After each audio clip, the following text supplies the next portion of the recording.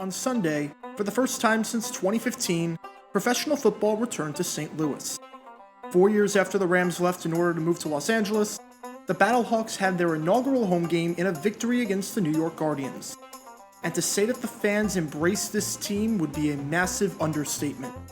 The entire lower bowl was sold out. Tickets were going for triple figures. An estimated crowd of over 28,000 showed up to see this team play. Based off of everything that we've seen so far, St. Louis is set up to be one of the XFL's strongest markets. And what makes St. Louis different from everyone else is what they don't have already, and that's an NFL team. Of the 8 teams in the XFL, 7 of them are playing in markets that already have a team in the NFL. The Dragons are playing in the same city as the Seahawks, the Guardians are playing in the same city as the Jets and the Giants, the Renegades are playing in the same city as the Cowboys. You get the idea. The Battlehawks are the only team playing in a city where they are the lone professional football team. So with that in mind, and with the strong showing by the Battlehawk faithful on Sunday, I wanted to do an experiment and test something out. When starting a new football league, what cities tend to draw better crowds? Is it the cities that don't have an NFL team already? Or is it the cities that already have a pro team? Do cities where there's no competition in the pro football market, like St. Louis, tend to draw better crowds than cities where professional football already exists? Let's take a look. The results may surprise you.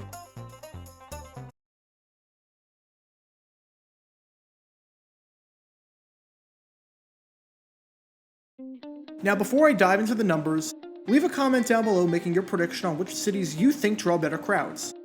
Do you think that better attendance numbers come for cities that have no pro football team, like St. Louis or San Antonio in the AAF?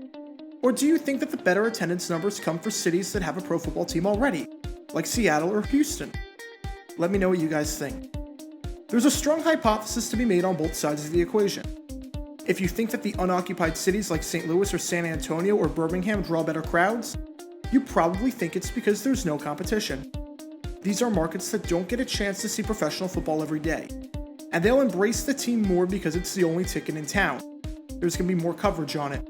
Cities that already have NFL teams might view teams in leagues like the XFL as minor league football. But cities that don't have NFL teams and where this is all they have from a pro football standpoint might view it from a different perspective, and might treat these leagues like they were the NFL. And even though these teams are in smaller markets, because there's not as much competition for the entertainment dollar as there are in larger markets, it's easier to draw crowds. But if you think that occupied cities like DC or Seattle draw better crowds, you probably think it's because they're in larger markets and therefore it's easier to draw crowds. Think about it from a math perspective. Let's say you're advertising on the street to promote a restaurant or a comedy club, and your goal is to get 100 people to come. Is it going to be easier to convince 100 people to come when you see 5,000 people walking by, or when you see 50,000 people walking by? It's the latter. It's the larger number. Birmingham has a population of roughly 200,000. New York City has a population of over 8.6 million. On the surface, if you take everything else out of the equation, it should be a lot easier to get 10,000 people from New York to go to a game when compared to Birmingham. Additionally, you might think that these pre-existing football markets are football markets for a reason, and that they'll support any sort of high-quality professional football. So whether or not you think that the non-NFL cities draw more, or that the NFL cities draw more, there are very good arguments and guesses to be made on both sides of the equation. So again, if you haven't already, leave a comment with your prediction on what cities you think tend to draw better crowds with upstart football leagues like the XFL. And with that out of the way, let's take a look at the methodology.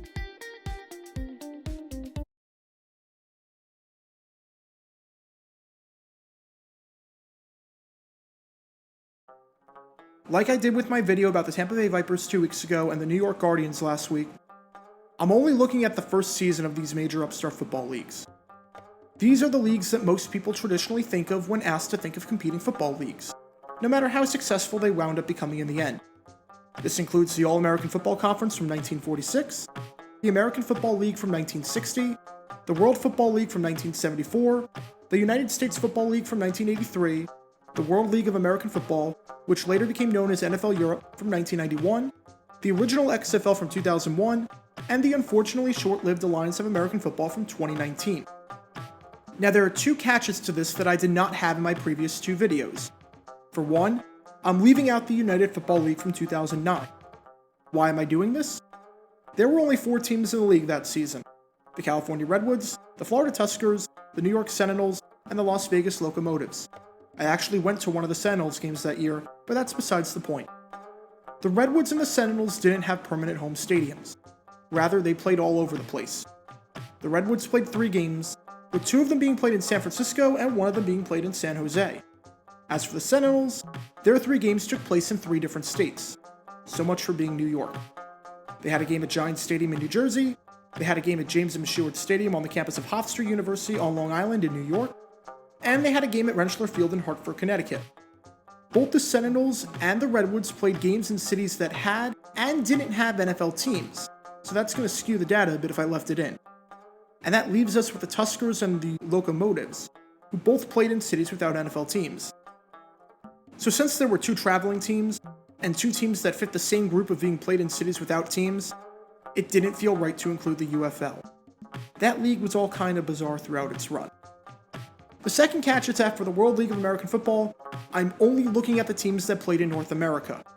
The league started out with 10 teams, with 7 of them being located in North America. 6 of them were in the United States, and then you had the Montreal Machine up in Canada. There were 3 teams in Europe, with those being the London Monarchs, the Frankfurt Galaxy, and the Barcelona Dragons. It would feel wrong if I included those markets in this experiment for a variety of reasons. But part of the reason why is because I want this video to spark some possible discussion about future XFL expansion and markets. And there's not a chance in the world that the XFL is expanding into Europe anytime soon. So with those 2 caveats out of the way, let's take a look at each of those 7 aforementioned leagues and see which markets tend to draw better crowds. Is it the cities with NFL teams already, or is it the cities without? Let's find out.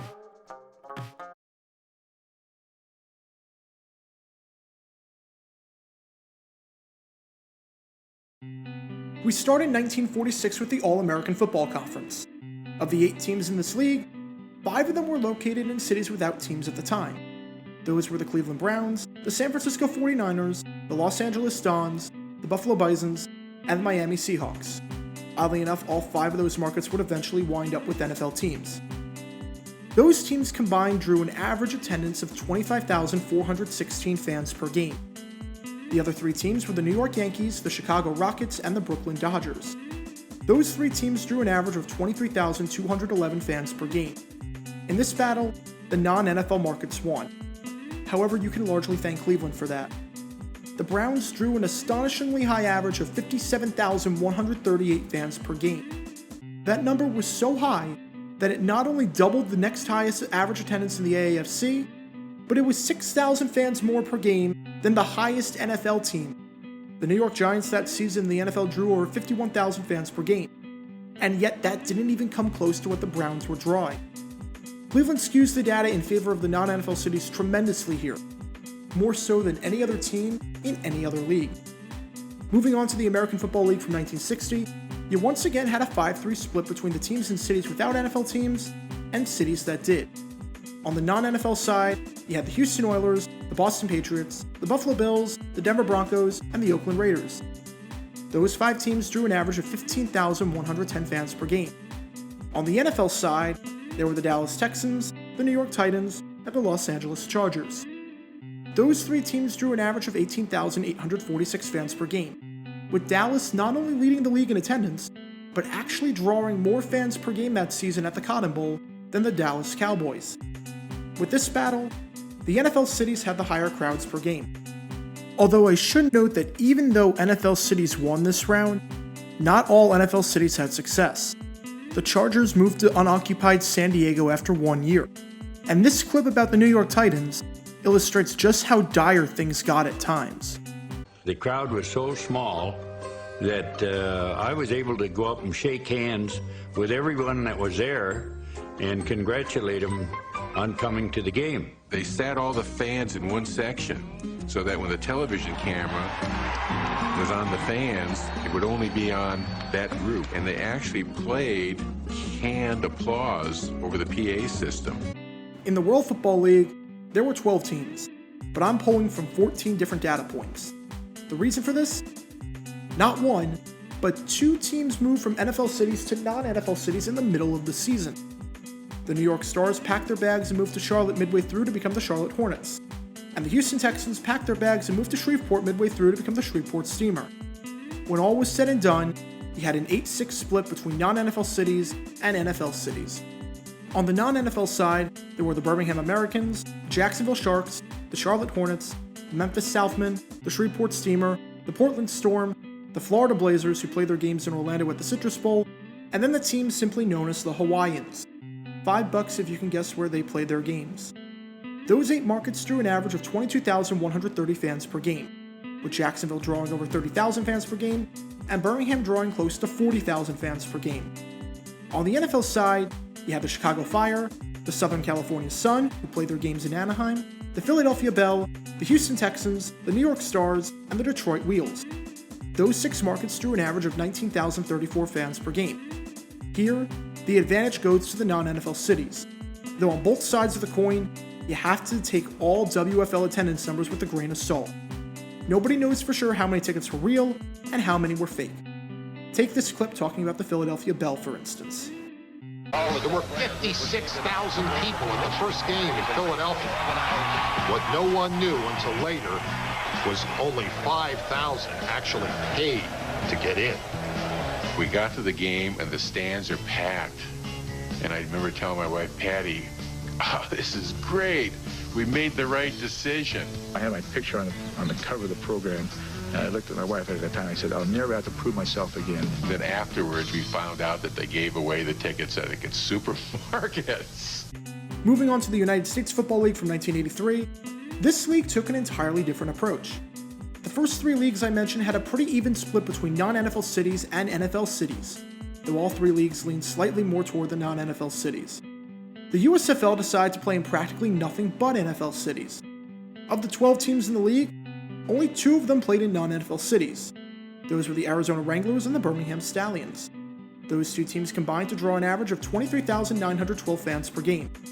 As for the 10 teams in NFL markets, you had the Denver Gold, the Tampa Bay Bandits, the New Jersey Generals, the Oakland Invaders, the Michigan Panthers, the Philadelphia Stars, the Los Angeles Express, the Chicago Blitz, the Washington Federals, and the Boston Breakers.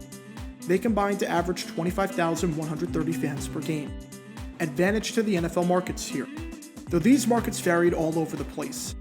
Arizona and Birmingham were near the middle of the pack in attendance. With the NFL markets though, you had some like Denver drawing over 40,000 fans per game, and you had some like Washington and Boston failing to pull in 14,000. From the Meadowlands in New Jersey to the Coliseums in California, every team had its own good luck charm. Denver Gold Fanatics numbered more than 41,000 per game, and the league's overall season average of 25,000 per contest reflected well on the future of a young but healthy idea. Now we go to the World League of American Football from 1991. And remember that I am strictly talking about the North American teams here. The 3 European teams are excluded. Here, the league decided to take the opposite approach to what the USFL did, as there was only one team that was in the same market as an NFL team. That was the New York, New Jersey Knights, who played their games at Giants Stadium and drew an average of 32,322 fans per game. The other 6 North American teams all drew less than that, as the Montreal Machine, Birmingham Fire, Orlando Thunder, Sacramento Surge, San Antonio Riders, and Raleigh-Durham Skyhawks combined to draw 20,324 fans per game. On one hand, that's a pretty significant difference in favor of the NFL cities. On the other hand, the NFL cities group is a sample size of 1, so take that as you will. Moving on to the original XFL from 2001, there was a 5-3 split in favor of the non-NFL cities. It was the opposite approach that Vince McMahon took when creating the XFL this year. The original XFL was heavy on cities that didn't have existing pro football teams. Those 5 teams in non-NFL cities were the Orlando Rage, the Los Angeles Extreme, the Memphis Maniacs, the Birmingham Bolts, and the Las Vegas Outlaws. Those 5 teams averaged 21,652 fans per game. On the NFL side, you had the New York, New Jersey Hitmen, the San Francisco Demons, and the Chicago Enforcers. Those 3 teams drew 26,341 fans per game, with San Francisco and New York finishing 1 and 2 in attendance. Advantage to the NFL cities here. And finally, we have the Alliance of American Football from 2019. No, I'm still not over its demise. 2 spring football leagues would have been amazing right about now. There were 6 teams that played in non-NFL cities, with those 6 being the San Antonio Commanders, the Orlando Apollos, the San Diego Fleet, the Birmingham Iron, the Memphis Express, and the Salt Lake Stallions. Those teams drew an average of 17,140 fans per game. As for the other 2 teams, you had the Arizona Hotshots and the Atlanta Legends. Those 2 teams combined to draw 10,414 fans per game. Big advantage here to the non-NFL cities. So now that we have the data from those 7 leagues, what are the takeaways? And what do the final results truly look like? Let's find out.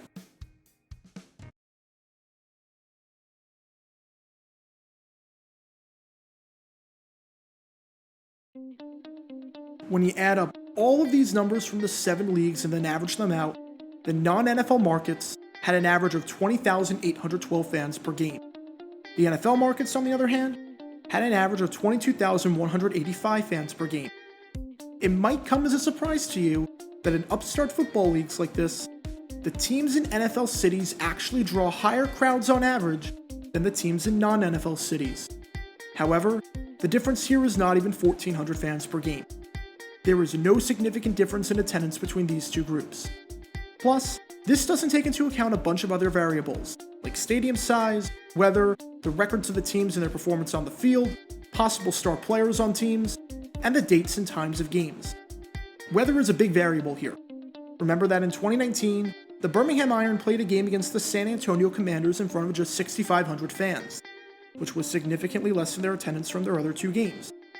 However, there was a severe threat of tornadoes in the area, so I can't exactly blame the fans for staying home for that one. Things like that are not taken into account with this experiment. Despite the marginal difference at best between non-NFL and NFL cities when it comes to attendance, there is one thing to note about non-NFL cities. When they hit big. There were 2 examples I found of teams that had an average attendance that was over 8,000 fans per game higher than second place. There were 2 extreme outliers where the team had an average attendance that was significantly higher than everyone else. Both of these examples came from non-NFL cities. It happened with the Cleveland Browns in 1946, and it happened with the San Antonio Commanders in 2019. NFL cities, when done right, tend to be more consistent across the board, but non-NFL cities can put up extreme positive outliers.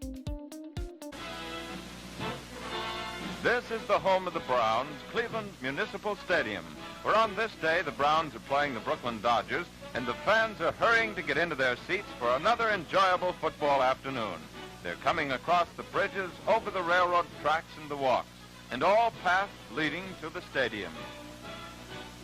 Here are some of the booths where souvenir programs, banners, and miniature footballs were available. Some of these people were attracted to the earlier games out of curiosity, and perhaps one of the questions that's running through their mind is how far can the Browns go? It's a new team in a new league. Here in the vast parking lot just adjacent to the stadium are thousands of cars which have brought many thousands to the game from out-of-town places. So, as it turns out on the surface, it really doesn't matter whether or not a league goes to an NFL city or a non-NFL city. On its own, that doesn't make or break the attendance. There are countless examples on both sides of the coin of cities that do well in leagues like this from a crowd standpoint, and cities that do poorly. Heck, there are even some examples in the same city. The New York Stars have the 2nd worst attendance in the World Football League and moved to Charlotte midway through, and the New York New Jersey Knights have the best attendance in the World League of American Football of any North American team. So I guess the grand answer to the question posed in this video is that, quite frankly, it depends.